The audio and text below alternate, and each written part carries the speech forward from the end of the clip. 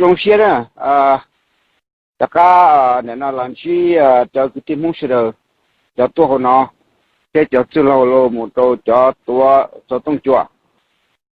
mà nó mới cho lục chẳng chẳng hứng u sa đại家là nó hai đầu sửa mà mua bé khâu chẳng chẳng khâu thì y giờ hai cho nữa ở这个区的这边叫的thì ta nó mua lấy chín nhu ta nữa nó chế độ cái UN nhất là New York tôi làm khi cái là cần hay cho tổ chức xong đó ở phía tổ chức ở chế độ cho nên là有我去là làm nó sau đi cha họ nó chuyển chân nó họ ở hay cho đó hay cho cái nó tuần chuyểnတဲ့တဲ့nó tuần chuyển的là有我tổ chức xong đó là một tổ giáo nó sẽ cho bao nhiêu cho là một thọ đâu không nên à để họ tiếp bé giờ hay mình chỉ cho bé mong lúc này bé con nó chỉ chân của thằng nó vì họ để cho họ là dễ dụ là cho nên thì cổ chi là cho nó dễ đi tàu xa thì tận nó sư nó mong bé tàu rồi nó là dễ dụ thả đâu sẽ được họ nói mà họ chỉ chân là chỉ một chỗ là sẽ được sáng nè cứ nó thả ta nó mà giờ rồi giờ khi nó sửa rồi sẽ được là mua được cú ship bao nhiêu gì đó mà khi đó nè cái này sẽ được thế bao bao nhiêu bé mong lúc năng cái dùng bao nhiêu tụ khăn này ở thì hay cho được nó Washington thế UN là mua chỉ là chăn hay cho nó ở cái cục chỉ là sẽ cho cục chỉ xong rồi lấy là khó luôn được tới lịch ra anh trong trong của hai đứa nên bắt ta thì một bí rồi sẽ bộ bây giờ chỉ rồi sẽ bộ chọn rồi giờ bây giờ từ lúc hai năm rồi là chia tới chia chọn rồi tại sao là một tí à rồi thì là tiệc lửa lu nó chú ý sư ta sẽ tiếp tục program tiếp tục nó diễn đàn rồi thì là một số thả đâu nhớ đâu là Washington đâu chuyên nông gọi là giờ nó chuyên nông tầm như gì cho nên nó top delegation nhớ hậu viện thế nên nó State Department lo một tổ chế đâu lo là một thả tụ phải hơn lần đâu nên chỉ là thả mà lấy thả to thế là thả đi cho khâu là sao tuần nữa mà lấy thả to nữa mà đây là có là một phải cho ở trên của pro hiện luôn thôi thuộc bên kim mông thế bộ ba mình cái tôi là một sĩ tổ tệ hay cho có khó luôn được tên là especially xã Asian đó bây giờ tới chỗ đi nó chỉ là thế là khâu tổ lúc khó chi của tổ lúc khó chi nữa mà nuôi là thả mà nuôi mang để ta nó nè nông họ cho để là cụ sa cho nó tua để nó tàu đó là thả như gì chỉ thả đâu biết nên để lâu tới gì mà rồi thả mấy thứ để nó sau đi cho số lượng lo hàng đó mà là cái uổng liệt họ cũng thả đó nên đó là nó要就thả đâu cho tới chờ脾气呢只有tới chờ nó đấy especially nó cho lo nhá lịch sử lo cái là to nè mình cả là luôn một tụ phản đó để là tôi xin là để lo cho uổng tôi mù đó là để là khang khâu nó mang để ta xuống đó mà mình cả do nhà họ nó tôi mùเพื่อเด็กก็จะชอบเด็กไปสุดท้ายเลยก็เลยจังเลยเลยเด็กเราให้เราชี้ใจเลยเลยวัวตัวมูมาวิเคราะห์เด็กจนนั่งตอนด้านนั้นใช้เอเจตีถูคิดถึงจุดเทคนิคสิ่งเลยจะนำมัวตัวชาพันธุ์เอเจนต์ตัวชัวจุดการละชัวจีวลีเขาแล้วสิ้นสัญญาเจ้าชัวเนี่ยนะเพิ่งจีจ่อเนี่ยนะจนนั่งเนี่ยสุดเต้เลย especially nó cho nên mua chủ yếu là vấn năng đó thì cái số tu này nó trả tan đó sai giờ là số chịu qua thì cái họ là chỉ số tổ chức là số là những hay kiến giác khác số này chỉ nó chỉ ban nó chỉ và tiền lên đó mà lo tu mua bọn nó xong rồi là chỉ kho là lúc tới chờ là này nó chủ yếu hai tụ thành là thua chết là tới các vật chỉ tông đó thì sáng tới mảng đầu xa này nó cho tới chấm men đó mà lúa chỉ cho tổ chức nó chỉ lúa ya nhiều tôm mù nữa chỉ là càng khâu lên đó chỉ là ya cái UN prepare cho này nó provisional agenda nó mà giờ cho phèn can à cho phèn can tuổi ít tuổi ở tuổi béเลยgiờว่าชีแต่ก็ยืนสู้เนี่ยคนละตัวลูกหาลินเลยcho cho đó có cộng hưởng tế initial cho lượng đó especially nhất là từ committee theo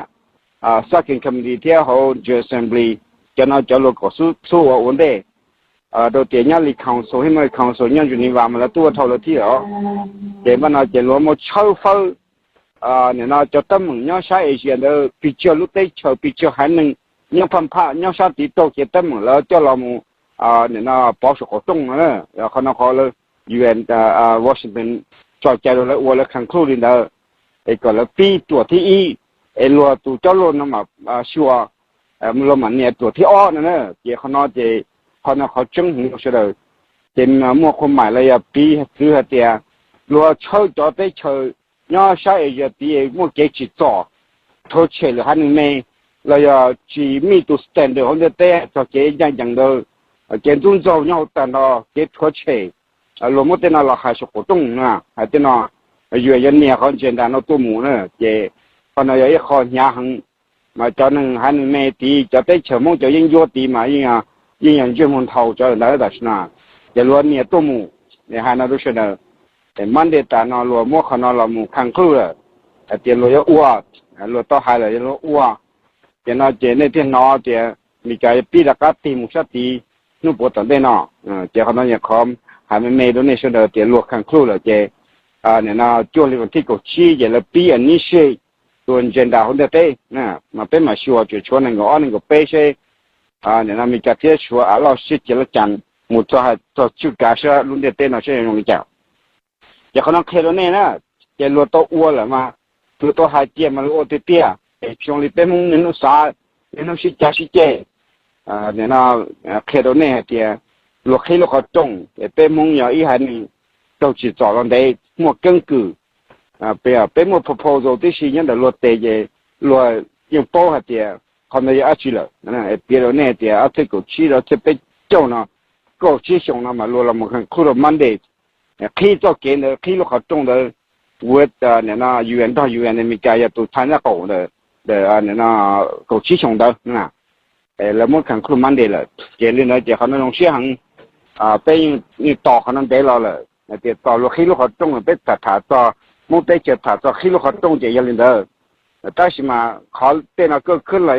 要那路去要梦路去呢都咱们เรา就ได้ถึงช่างเนาะที่แฮปเป็นที่ก็ขึ้นตอนนี้เนาะhai nó đang đến đó mà yên mà nên là lúc xưa nó là tí dụ là chế biến ở đó nè hai cho nên là nông dân để ta nó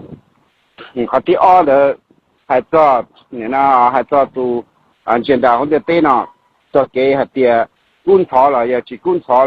thọ là một đây một cha để là mua còn đó là một thả tàu giờ là ao vi chỉ là do là một tổ chức xã hội cho chuyên đó sang到UN Convention da cho peace security呢都得被那帮了好几不大股谈的来一年电脑都说到里头你那股谈都那的不大的peace security呢嘛若就其实对就讲的对呢嘛若到了某精神呀要就多个路的对呢他们工厂还个时候还在个时候还里若都看上了都军的对还加cho cái chờ to cho chủ là mu đó là si bộ gia đa khó luôn để đó xem mà ở lúc để chờ to và sẽ để số nhỏ hơn nó là cái nó chỉ lo chỉ tổ chức cái luôn nhẹ có UN adapt này nó tụ rồi sẽ pro cho chuẩn đó là một sản đồ họ peace security trên đàn đó là thả đồ mua ở thì nó chỉ là mua cho một số đồ nằm mò thế chỉ là mình thành hạt tiền này nó tạo nó mà Russia 了的可以我找到说了你那那么在这些也那么你那 suppress 这些你那一碰了都是一些的你要上给工厂等到抽出呢都好抽那些那么还能了他嘛了这了那么在到一叫注意那么少到一叫看你那 policy 了嘛如安吉 policy 如那一般的一叫khâu luôn đó phải cho tận đây nữa thì nó chỉ luôn là một cái nó ok thì là chủ thì nhau hồi yun cha được mà nên là cho tới chờ muaคนละพิโซ ตัวลุงเด็ดเต้นอยากจู่ละมูหายก่อทออยากหายชีทอเดี๋ยวมัวใจละมูเฉลเตอเต้นน้อยยังหดตันทอเนอะมีกับมัวเขาฟูเผาระยะมัวอำนาจส่งสุดละมูเจ็ดสี่เดี๋ยวตื่นหลังดาวรัวจู่จ่าลุงเด็ดเต้นเรือมัวทอดเรือมัวตื่นทอดเตอแล้วลูกก็โตเต้นเราถ่ายด้วยสิเนี่ยเดี๋ยวเราจะตอนเต้นเราอยากห้องเจ้าช่วงนี้ตัดนอก่อนนั้นเราเชื่อเดอเขาตื่นว่าเจ็ดสี่เสียเดี๋ยวเราอยากห้องเดี๋ยวเราห้องซิเนี่ยลิกูหาดูเนี่ยห้องเชื่อเดออำนาจยังเด็ดเต้นจะสุดโตจะได้ซื้อสุดโตวอชิงตันเสียตัวตัวว่าเจ็ดสี่เสียเดี๋ยวเราห้องซื้อซึ่งเด็ดเต้นเราห้องซื้อชิมให้เด็ดก็เนี่ยจะตื่นเนี่ยก็จะต้องเสียเจก็พอเราสิ่งที่เราซื้อเจะป้องมันเรากินได้นั่นน่ะจะเป็นมาช่วยเสียตอนเต้นรีพอร์ตตอนเต้นผู้สื่อช่างว่าอย่างเงี้ยชาวบ้านจะจวนเราต้องมุ่งจ่านะเนี่ยนะเปลี่ยนอะไรเช่นเดียวแล้วชีหายตาได้สิมาแล้วหายจังเชี่ยรู้สึกจะอยากก็อยากอีกจันเธอหายก็ยังโป้เดียวอยากชีละนะจะเอาคนเนี่ยจงจังดูเนี่ยนะเอาไปที่น่ะหาตัวเนี่ยจะลดปีจะเขาเลยละจะเนี่ยจะลดชิดต่อก็จะเจ็ดต่อตรงนั้นมาปีได้สิมาลดปีตัดหน่อยต่อตรงนั้นจะลดเนี่ยซื้อกุศลแต่ยังไม่กินได้นะแล้วเนี่ยต่อรู้จริงดูแล้วลดเนี่ยก็คือเอาวิตนะแล้วเนี่ยซื้อจะnhớ lại cả nó là ít cho tết chờ vậy là từ cho tết chờ mê rồi cho tết chờ này nó mua cái tấm bằng tôi lựa hai mươi mê là chỉ water li lúa khó UN comment để họ cái dạng dạng cái là như bị thâu rồi nữa cái nó cái hai nó đâu sẽ đâu này nó có bé mông sẽ được mua cái có tao bé chỉ cho miền hung nó sẽ trả sẽ chơi rồi nào khó thì bé mà cũng sẽ thả cho nó mình gì trở lại cha là này bây giờ mong bây giờ tiếp tục mong bây công ty luôn bây bên hạt tí chỉ cho bây hạt tí cho lù chỉ ban nào ya ta mà việc khó thì này nó mong cho nó cho ua này chỉ tàu đỏ mù đâu chỉ có một chiếc cá tàu tết tàu chờ chỉ tàu một tụ chơi chân thật nào là to thì bây thiệp bông là đâu phá xong ban nào luôn đó tụ cá mình là to là bỏ buồn này mong là cái này luôn chỉ là loอย่าลืมเด้อสร้างวัวหูดูเสด็จก็เนี่ยเจอว่าอย่าอาชีละเนี่ยมุดจอเชก็ตายเนี่ยเราตัวในตูเนี่ยเราจ้าหายเลยในเทเจียโตในเทหมูเนาะโตรุ่นเด็ดเต้นอ่ะรัวเหลือให้ในเทียนเชียเนี่ยหมดเทียนจีเนี่ยอย่ามองอย่าละอย่าอีให้หนึ่งหมดเทียนจีเด็ดเต้นอ่ะเปียละเราเขารุ่นเด็ดเต้เชียแต่เปียละมูเนี่ยนะเนี่ยย่อเลยเนี่ยนะดับไปดีสิจังเราต้องหอบไปชูลินเดอเนี่ยไปหาตัวนี้เสด็จเดียเนี่ยนะเสด็จตัวลงเชียลงจุดเดียวว่าตัวนึงยงเท่าตัวนึงกู้ละลงว่าตัวนึงเชียลูกจังเชียลูกเนี่ยนะเดี๋ยวเตะเชียนะมาไปเราลงตันเท่าว่าตัวนึงเชียละหานาตัวเสด็จชั่วโมงเนี่ยนะมุ่งชั่วโมงปอลุนึงยงละซึ่งชั่วโมงปอลุนึงก็เฉลี่ยตัวจิตตอนนี้ละนั่นน่ะกูมันกูสาหัสไม่นะรู้สึกได้เนี่ยอยากจะนอนแล้วเนี่ยมึงหายตัวจะจิตตัวนอนเสด็จเจอมัวรู้จุยซาเทชาจิยงโดมองจะเขาหรือละคนเดอยากวิคนนี้ชิปโก็เนี่ยนะเนี่ยตอนเด็กนะนี่ป้อซื้อแล้วเนี่ยละตัวที่จังละตัวอย่างนี้ป้อหูรู้สึกได้ก็เนี่ยเสด็จเตียงเนี่ยตุกขังนะเชื่ออยู่ว่าตัวอาชีพเราอยู่ให้นั่งอยู่รู้เตะเชาเตะอยู่ตรงจงพื้นchỉ tháo chia cả và hayอยู่ทั้งหมดลูกจีแล้วหมดเราทอเฉย了ตัวหมอ反正เขา其中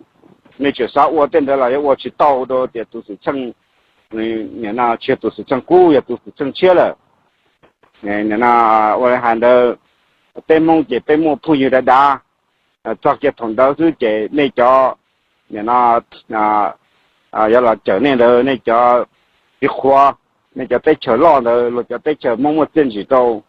你米家按发几天了，叫那要那么是牛面梦，到点了包面梦都就整了，点了要那么那班呢，那去得被我被都看书，老人得被到，那些个那早些呢，罗叫老那些罗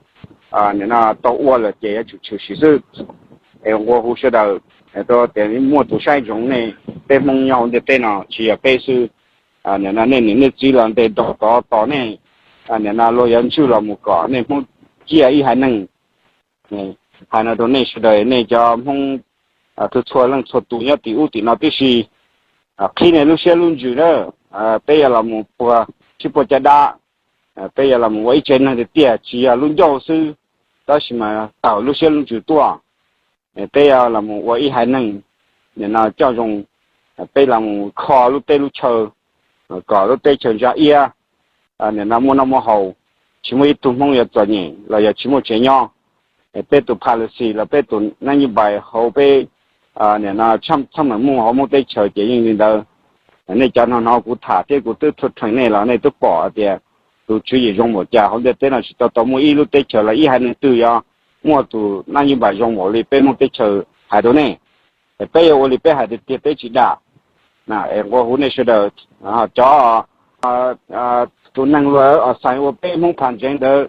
mình chỉ dùng li thủ này cho qua hồi được thằng mà gì chồng đó nhớ li lo sai nên nó general standตัวphản tranh anti communist leader tại nó là sai tụi năng gì là thế này tụi nó mà qua chỉ hai đứa này tiền bây giờ từ但是你我对这后轮的就要点专业的找教师tụi nó tiền lúa tươi bí này nó là một xe cho họ là cắt trồng đó tôi cho hai người này nó lúa mua phèn trồng đó rồi là kia tới chơi trồng đó chơi lúa tươi sản tụi nó là nó chơi cái này phải là thoát tỏ nữa thoát tỏ nên để ít trả lời nó họอยู่họ cố sĩ nên nó chỉ như bốn nhà sư nếu chỉ bỏ cha mua bí đó họ thì họ真是浪的là này là mà nên là họ真是nên nó sẽ ta là bị chụp phá xong đó nó này cho sang dưới này cho sang dưới này này ô tô là chỉ sao thì ô tô này sư của chỉ khi nên nó sửa đó này khó sinh đó mà hai nhân này nó đó này sư chỉ xe lúc trước thì tôi tận đây nó là họ nhận nhau một cha cái mà nhá thì nữa cho tụi đó thì cũng sao hả thì rồi khó trông đó rồi khó trông đó cho xem đi đó rồi dễ đó thì cũng sao thì cho yếu lên đó là sư hai nó đó này sẽ đó bé này nó không chỉ bé tới mua thuê à thuê trả là muốn tới chờ tới mua thuê à thuê trả là muốn tới lúc tới chờ là nè này không này xia cái dân thật nào là bé mua tuần đó là mua rồi cuộc chân là mua này nó thuê à thuê trả là mua hay cho đi cho trong phụ cả lúc tới chờ là mua cái chỗ này nó sẽ có chỉ để một cái là hai năng để cho là ô liu mong ngồi ở tại vì họ muốn cho muốn chỉ mua cái cho là một cái thác cái block cái tên như nó cho là vô cổ ấy nào có trong xe là muốn tự vô là ta xem vào nó mà bên mua lô khô thuê à bên mua tàn thọ không phải là mua thì cho là mua nên lúc chỉ đi cho trong phụ nó mà chỉ hai cho là trong cha mua thì chỉ cha lừa hai nên cho để có hai nó này để thong chai thong mấy xe tụ họ chưa cả tới cho là mua tàn thọ nên chỉ mua sẽ được chỉ mấy xe đi trả有么有灯有度嘛，还能这里柴油，落把那路起那叫嘛，落点柴，有几少么给了，还能等于我碰到了叫的落着加油都好，有我有机，只要别接，还能我有机，被碰在全部在那落好的是了，那汤柴那，直到时也么叫了那晒水，都好的，你那都拉干净里头，到时这地上那都不老么事。cái design tên là tin chạy mua thứ gì nên bỏ tàn thọ cái này sau mấy xe sau thì bên mua cái chỉ tàu là chưa chỉ tàu họ nằm ở này xa chứ lúc cháu uống mà lúc nhìn mua confident hay thì là chỉ mua chỉ là mua là bị thay đổi rồi thì hắn nói sẽ được phía bên là đồ này thì cái này bỏ thì bên không tàu lửa theo lúc tới chờ nữa cho là phải là lục khổ ta rồi cho để cho nu chế nên là chỉ là execute rồi chứ nào anh nói sẽ được cứ cho là một số nó đó này chứ nữa mua chỉ tận đây nó nên là被包非常了嘛对大家了还有呢估早上到了第我路上动了个叫到那讲讲了大家就是了什么